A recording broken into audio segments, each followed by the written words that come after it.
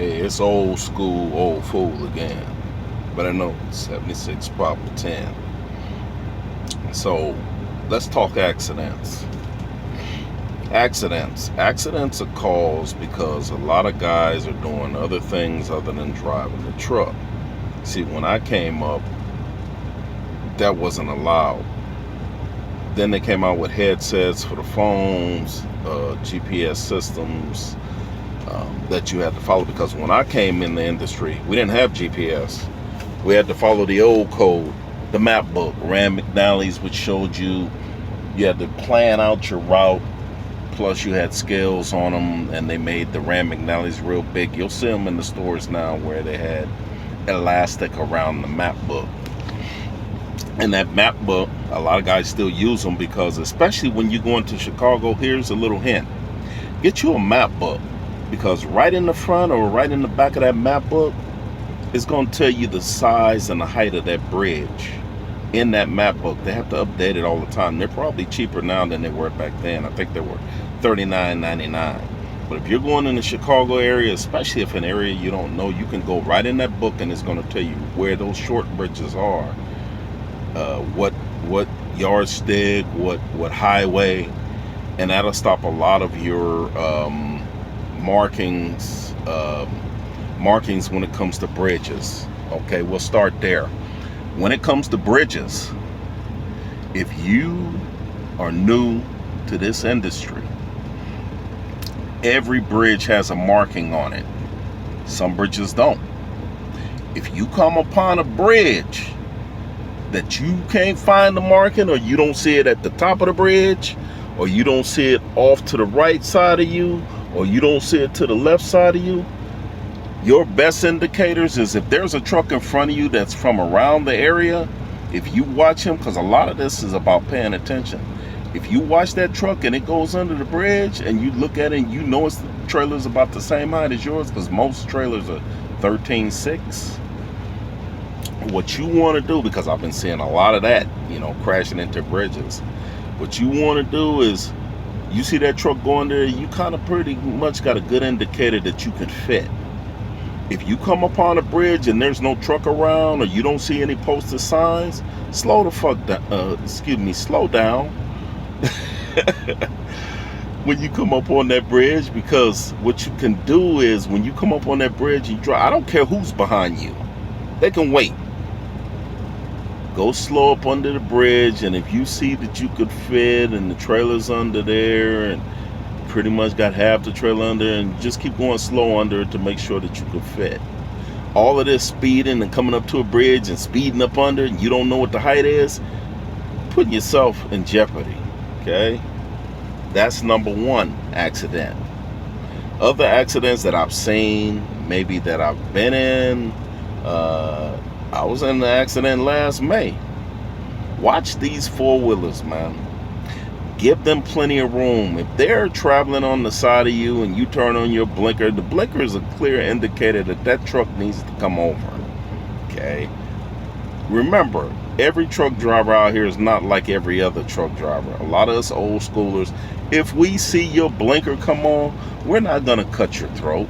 We pretty much, like myself, will back out of it just to let you out of there, because I can see what the situation is. You got your nose stuck in somebody's trailer ICC bumper, and you need to get out of there. Well, I'm not going to block you in and say, what the hell with that driver? A lot of drivers do, because they're new. They don't understand. But me, as an old school trucker, I understand your position. So if I see your blinker come on, more than likely, if I'm not already past you or going past you, I'm probably going to back out of it. I don't care about my speed dropping. I'm probably going to back out of it and let you in. You probably have seen that. And I'm like, because I know you're in a situation. Whether you're appreciative of it or not, it just is what it is. Usually when you get a four-wheeler on the side of you, and they see that blinker come on and they don't want to move, a lot of times you might as well just back out of it and let them go on, because it's better to let them go than to challenge them, because every truck has a camera now. So in my last situation, the guy flipped 6 times. Yeah, he was behind a Warner truck. We were going up I-95. This was last May. going up I-95, and as we're going up I-95, he decided that he didn't have the patience to wait. That's why we have air horns. We need to start using them. At that time, I was already in the lane. I could see what was happening. He was still behind the Warner truck, but he had not accelerated. So I went on to try to get around him, and I had already overtook him and was getting ready to overtake the Warner truck when he decided, as the police report said, pitted himself. The officer that came out could see what happened in the situation where he had actually had pitted himself, and I watched him in the lane in front of me on I-95 in South Carolina do 6 flips. The only thing that saved him was the fact that he teetered.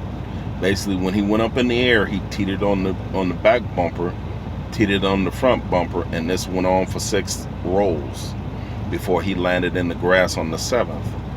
I finally got out. I had 2 cameras in the windshield, which is what saved me, because they were able to pull up the video and show that he was at fault. That's how the officer came to the conclusion that he had pitted himself.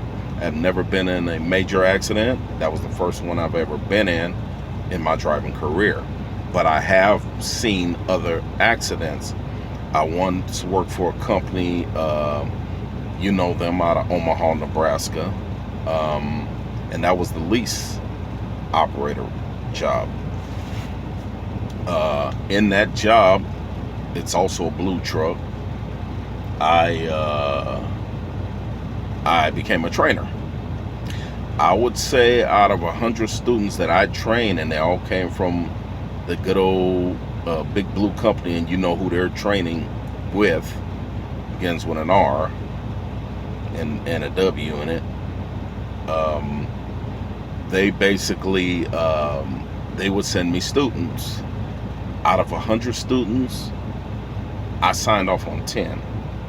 That should tell you that it was more about finance than it was about anything else. It wasn't about whether that driver was safe, did he maintain a safe distance from other vehicles and other trucks. But after working as a trainer, I decided that I didn't want to train anymore. Even though it was a leased truck, I didn't want to train anymore because it was a stick. A lot of guys are in automatics nowadays. A lot of guys do not have a what do they call it, restriction. They can't drive a stick. It's unfortunate, but that leaves a lot of trucks that may be stick open for sale. Regardless, there was one trainee that I was training that basically we were riding down the highway coming out of Nevada, and a lady passes in a Mercedes-Benz. She was leaning over the steering wheel. So the trainee was like, we got about 5 miles up the highway and seen the police. We seen that same black Mercedes, and we seen all her stuff in the middle of the comedian. We call the comedian old school. In the middle or the comedian. And her vehicle was flipped over. It was one of them sports Mercedes 2-seater and a colorful tarp. And he looked at me and he said, I just seen that lady. I said, yeah, you're going to see a lot of that on this highway. I want you to retain that information and remember it, because this highway is not what you think it is. It may look pretty. It may be a great way to travel, but you're going to see a lot of accidents on this highway, a lot, especially over the years. One of the accidents that I actually, we were coming through Indiana, and it was a Latino guy in front of me, and there was a guy running from the police, and what did he do? Head on with the Latino guy in front of me, and pretty much took his truck out. And what happened from there was they basically after chasing the guy, he ran up in the bushes after clipping the semi from the right side, which took all of his pitman arm, or excuse me, not the pitman arm, but the knuckles and all that, knocked the tire from under the right side. He's lucky he survived. He was in a red S10. He ran up in the bushes, and the cops flashed their flashlight at him and said, "Get up here. What do you think you're doing?" So he came up there, handcuffed him, put him. But needless to say, that incident, I basically was behind him, and I had to pretty much stand up on my brake to not rear end him because of that incident. And there was a Sikh guy on the side of me. So we all got out of there, except for the Latino guy. His truck was totaled underneath. So we all got out of there safely. But that was just 3, maybe 4 of the accidents that I've seen. I've seen a lot more, but I can't, you know, I can't say what I've seen or the greediness of it, because I don't want to put that kind of stuff out there. But it is what it is. Let's see.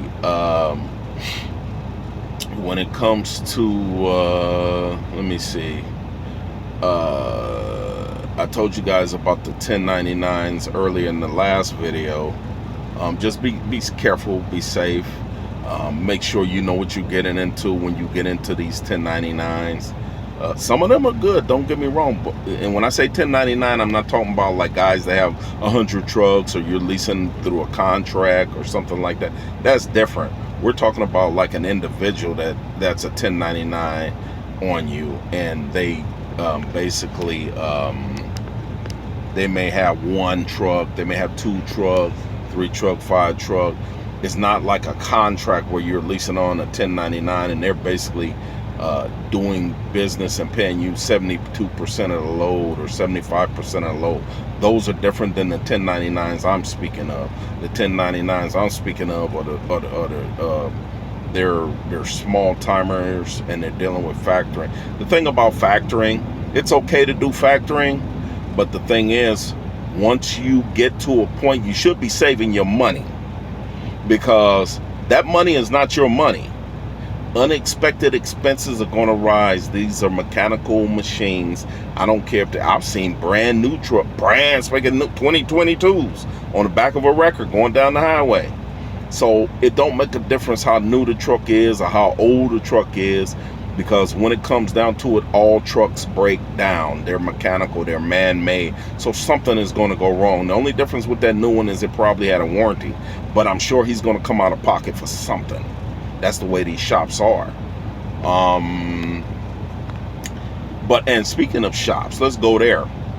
When it comes to the shops, if you got your truck cash, or you're making payments on the truck, whatever, when you take it into a shop, TA, Love's, whatever, for the minor repairs, which are brakes, tires, you know, your standard stuff, shocks, what you want to do, don't take your behind in the TA and go sit down and I'm gonna have dinner, I'm gonna have this. No, you have to be attentive and ask questions. That mechanic that's working on your truck is in that bay. You may not be able to go in the bay because he might get an attitude, say for insurance purposes only. You need to stand right there at that bay door and watch. Now, if they close the bay door on you, find another way to watch. But you want to always be attentive and watch your truck, because you need to see what they're doing. It may be something that you can do yourself.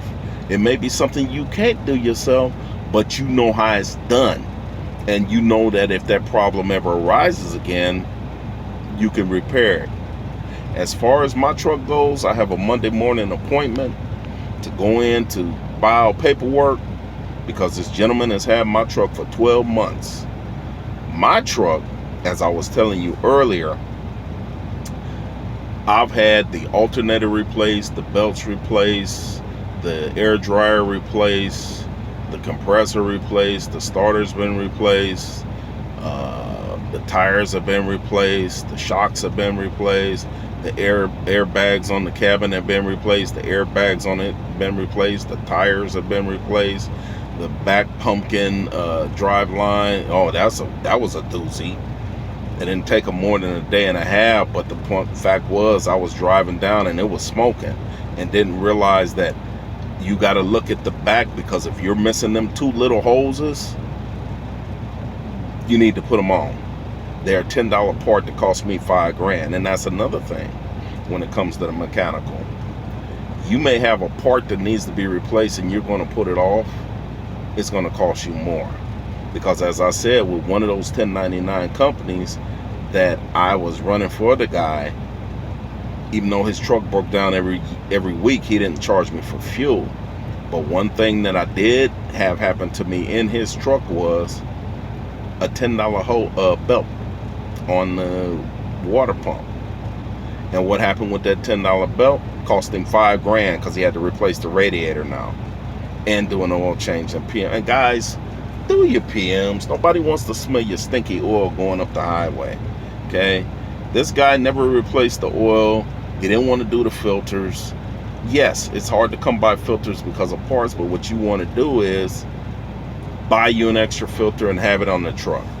If you buy extra parts and you keep them on the truck, when you go into these shops and they say, we don't have that part, you can always have that part on you.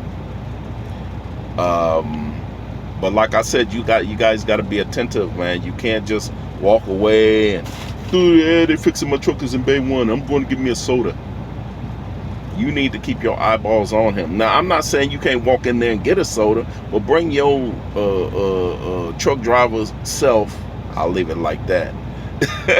Bring yourself back to that bay and keep an eye on him, because you don't want him fixing something that doesn't need to be fixed, and you need to see what he's doing so that you have some kind of idea of what's going on and what the repair costs, and why is he doing this, labor hours and things like that. Let's see, I touched on accidents.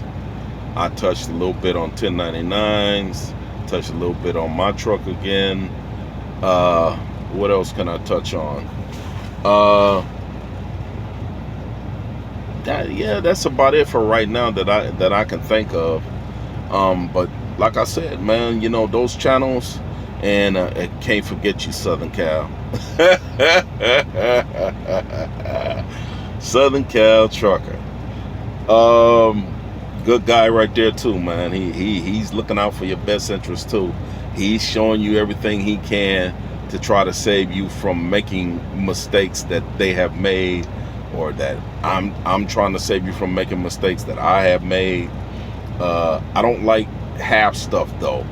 When you're telling somebody something, make sure you give them the full information. Don't give them half information, because when you're giving half information, you're leaving them out there to try to figure things out for themselves. And I understand the philosophy behind it. Is that basically they don't want to give you all the information, because they know if they just give you all the information, then that makes it too easy. If they give you some of the information, you have to go out there and discern the difference between the truth and a lie, and also to be able to go get the rest of the information for yourself. When it comes to motors, I've seen my truck. I can't speak for others. I can tell you what's been done on mine. Now, last things to do was because the pumpkin had already been done, so the last thing to do was the transmission and the motor. Now, this guy has had my truck for 12 months and he kept blowing me off. I'll have it ready in he got the truck last year, I believe it was June. He didn't even start on it until around, he didn't put it in the shop bay until around, I'd say June, July, August, around September. Then from there, what he did was he basically took it and, oh yeah, I'll have it ready by your birthday, November. Okay. No, I'll have it ready by December. Okay. And then what ended up happening was I seen it, he had it torn apart. Everything was stripped down. The problem was, when he took the truck, he started driving it, and I came over there when he had it running, and I heard it run for a full day on one day. Then the second day it was running again. The third day he's like calling me, we got a problem. What's the problem? I believe it spun a bearing. I got to get under and see what's going on. Okay, bruh, that's not my issue. You know, it's something that you did. Maybe you didn't mic something. Maybe you didn't measure the rods. We're talking about a DD15 here. So here we sit 12 months later, we've lost. And when I say thousands, imagine 12 months of not making owner operator pay. Now add it up per year. That'll tell you, and I'm a hard runner. So that should tell you how much money we've lost already. So in saying that, I'll leave you guys with this. Be safe. We old schoolers got a saying, there's several, and I'll leave you with this one. Keep the rubber side down and the shiny side up. You know what that means? Keep them tires on the ground and stay straight up and down. All right? Old school, old fool, out.